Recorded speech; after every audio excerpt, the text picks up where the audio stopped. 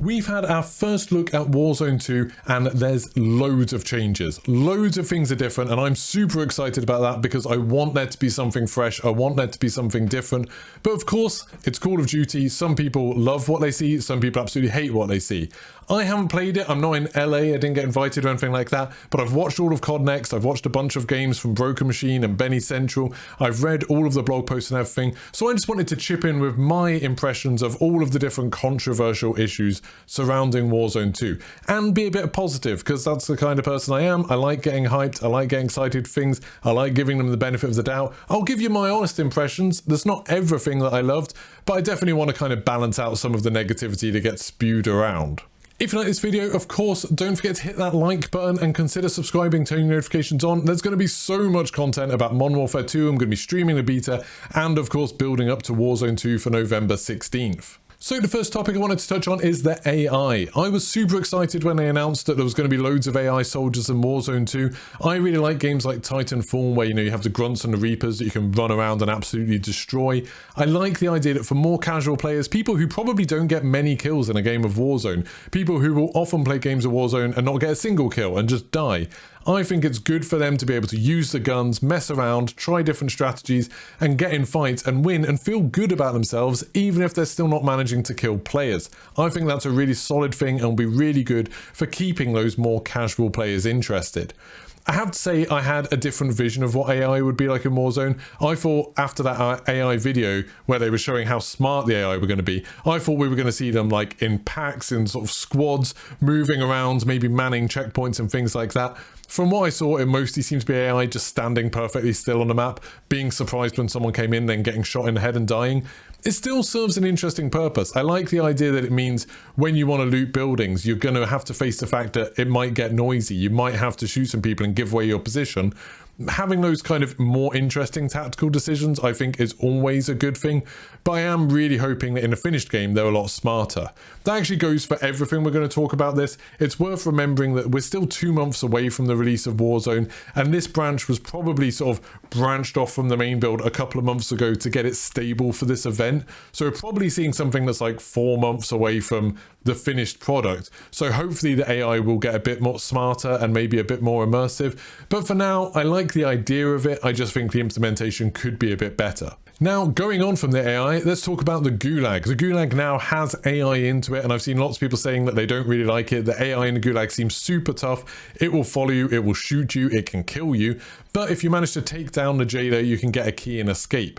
I think that's definitely more interesting than just standing on the flag to escape. But it does seem like maybe there's some balance issues. People maybe aren't used to it yet. Maybe more sort of tactics will emerge, strategies will emerge. I do really like the 2v2 aspect of it. I like the idea. It's kind of fits with the law of the Gulag that you're thrown into with another prisoner on the same team to try and fight against someone else. You can use the proximity chat, you can try and talk to them. Yeah, it'll be frustrating if you get someone absolutely useless, but then it'll make it more exciting if you manage to clutch it up. I just think it's good for the narrative of the game. As a streamer, I think it'll make it more exciting. Like sometimes you'll have to carry someone, sometimes you might get someone absolutely amazing on your team.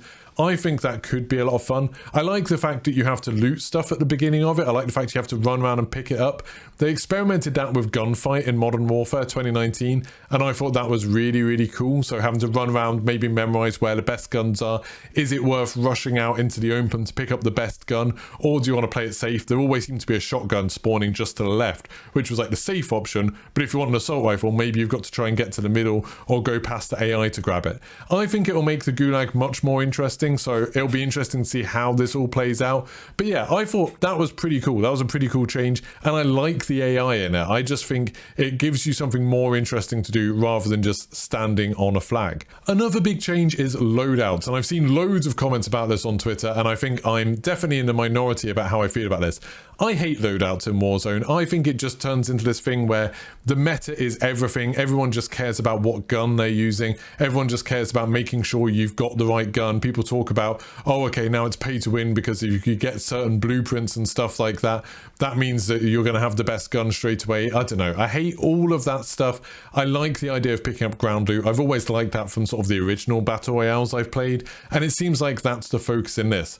That being said, I don't think loadouts were working the way that they're meant to in the finished game. So as far as I understand it, the way it's meant to work is that in the menu, you can set up your Warzone loadouts and it's just guns. So you don't get to choose like lethals, tacticals, secondaries, perks or anything like that. There's actually no perks in Warzone at the moment. Instead, you just set up guns. And then when you go into Warzone, you can go to that buy station and buy one of the guns that you've set up. Now, there is this upgrade side to it, which I don't really understand. Maybe it's like when you buy your gun, you just get the base version and then you have to buy upgrades to get all of the attachments. That might be how it's working, but I'm not really sure. It also seems that if you do the strongholds, you can get a free version of your gun and your guns might be quite expensive. So it's not as easy as just, oh, drop in, grab a load of loot, then get a loadout and everyone on your team immediately gets 2 of the best guns in the game. Instead, it seems like it's a much more individual thing. A lot less people are gonna have their loadout weapons. And I think that's a good thing. I think it makes for more interesting and varied games. There's a lot more RNG. You might be the best player in the world, but someone might just drop and find a better gun than you, and that gives them a shot against you. The next topic is the looting system. Now, I saw lots of people complaining that it seems slow, that you have to go up to a box, open the box up, choose what you want out of the box, and then you can go on your way. Now, I don't think this is too much of a problem. I did see someone on Twitter saying that maybe it's because people had it on the default controls, which is where you have to hold a button to interact, and that means it looks really slow because they're like holding a button for a second in order to open it and then they have to choose what to get. I think a lot of it's just muscle memory. People are used to running up to boxes, everything thrown on the floor and picking it up. It's going to take people a while to get used to this, but I think it does look good and it's kind of interesting. You know, it means that when you're looting, you're a lot more vulnerable, so you have to think about that. There are still some guns and stuff just on the ground you can run over and pick up. It just means that boxes are more of like a risk reward thing. They're like, yes, you can go pick them up, but you're going to be spending a bit of a time with like your screen filled up with that menu. I think that makes it a bit more interesting, if anything, but I don't think it's going to be a massive deal once people get used to it. I think people will get much quicker at using it. The next topic is vehicles, and I was really loving what I saw with vehicles. Those massive helicopters look amazing. You can actually like walk around inside the helicopters, which was really cool. We saw boats going around. We saw loads of different vehicles, like some big armored trucks and some really fast little buggies. I really liked what we saw. The vehicle physics look so much better than they used to. I didn't see the damage models in action. I didn't see tires being shot out or doors being shot off or anything like that. The only vehicle I saw being destroyed, it just said vehicle disabled and destroyed, like it does in Warzone now. But hopefully all of that stuff will be there eventually. One super interesting thing that I saw was that there was an armored vehicle that had 5 seats in it. So 5 seats means, are we going to potentially get 5-man squads in this game? That would be absolutely amazing. Now onto the map. I thought the map looked amazing. The one negative thing I'll say about it is that the color palette compared to the multiplayer maps looks a bit drab. It's all pretty much brown except for the area around the water. That's a little bit disappointing. Maybe I was hoping for something really colorful like what they were talking about for the multiplayer maps. But fair enough, it looked like visibility was quite good, so it's not going to be a problem. It didn't look like there were too many really dark areas or anything like that. The buildings looked super interesting and a bit more kind of realistic, maybe.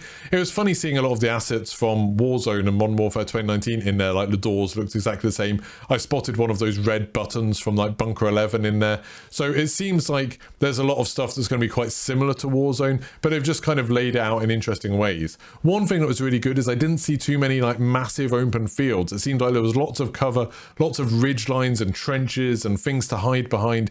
So it seems like maybe they've learned the lessons from Caldera, the things that annoyed people in Caldera. It was also a little bit disappointing to see loads of those rocks that seem kind of hard to climb up. I didn't see anyone getting stuck with them, but it did seem like maybe that's going to happen again. It just looked like the rock work looked very similar to what we have right now in Caldera and we had in Verdansk before. There's also some cool features I didn't expect to see. So there's a train going around already. Haven't really seen people interact with that just yet.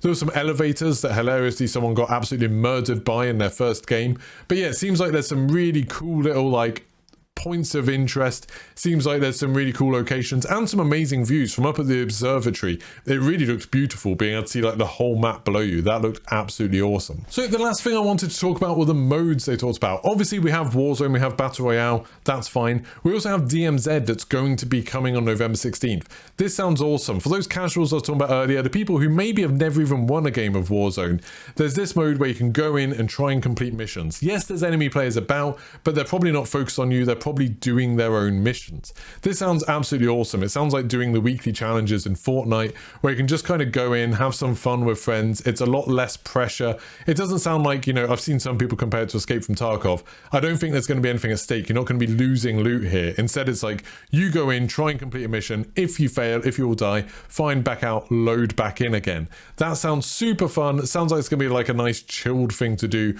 where you can still make progress without having to worry about the competitive side of Warzone. The other mode that they talked about were raids, and this sounds right up my alley. Like, they're talking about having a free player co-op thing. This is going to come sometime during season 1, so not a launch. There's going to be free player co-op, no enemy players or anything, and you're just going to be going in and completing apparently 2-hour challenges, so quite long things, where there's going to be combat encounters, puzzles, apparently there's going to be secrets to find, and this is going to move the story on and be kind of episodic. I'm hoping it's a lot more interesting than the Spec Ops mode from Modern Warfare 2019. I'm hoping it's going to be like challenging, but not just like we're going to throw a million juggernauts at you, but instead have some interesting combat encounters, maybe some bosses and things like that. I'm really hoping this is good because it sounds like it could be a huge amount of fun, and again, something awesome for people that aren't interested in the competitive kind of, you know, sweaty nature of Warzone. So I think that could be absolutely awesome. Overall, I'm super excited about everything I've heard about Warzone. I'm super excited about multiplayer. I'm looking forward to the invasion modes, the ground war stuff. All the gameplay we saw looked absolutely amazing. And the biggest thing to me is it all looks fresh. It looks like it's really different from what we've had before with Warzone and Modern Warfare 2019. So I'm super excited to try it. Obviously, we get the beta this weekend. I'm super excited to jump into Warzone, even though we've got to wait for like 2 months for that, which is going to be slightly painful. And I'm really interested to hear what you all think, especially the people who liked what they saw. I'm really excited to hear about the positivity. I want to get hyped up for Warzone 2. I don't want to just see people moaning and complaining. I've already seen people saying like, oh, this has completely ruined Warzone, and they haven't even played it yet. That seems like a bit of a shame. But yeah, I'll be interested to see what you think. I'd also be interested to hear from any of you who have played it, people who are at LA. If you're watching this video, let me know in the comments what you thought about the points I've made here. Don't forget to like and subscribe. I'm going to have so much content about Warzone 2 coming up over the next few months, so make sure you turn your notifications on, and I'll see you for the next one. Goodbye.